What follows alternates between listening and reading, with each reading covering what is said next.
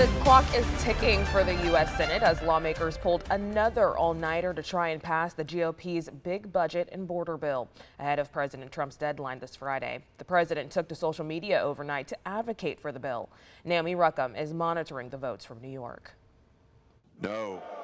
The marathon vote on amendments continued overnight as Senate Republicans raced to pass President Donald Trump's massive spending package. This is Congress's job, and by God, we ought to do it. The bill includes an extension of the president's 2017 tax cuts, his campaign promise of no tax on tips, a new tax on wind and solar projects that use materials from China, and increased border and defense spending. But lawmakers in both parties have come out against its steep cuts to Medicaid. This bill is going to ruin people's lives. Fiscal conservatives have balked at the latest Congressional Budget Office report that predicts the Senate's bill would add up to $3.3 trillion to the deficit over the next decade. On social media, President Trump pushed to get his one big beautiful bill across the finish line by his July 4th deadline, calling the legislation the greatest and most important of its kind in history.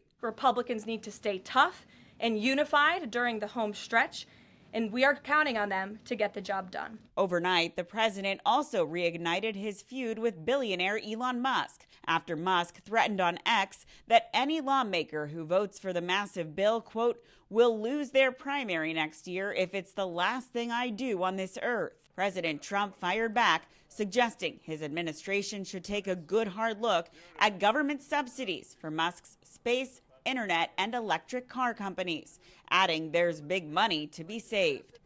Now, even if the bill passes the Senate, it still has to go back to the House for final approval. Yesterday, House Speaker Mike Johnson expressed optimism that the legislation will reach President Trump's desk, though he says he has cautioned the Senate to keep their version of the bill close to the package the House passed last month.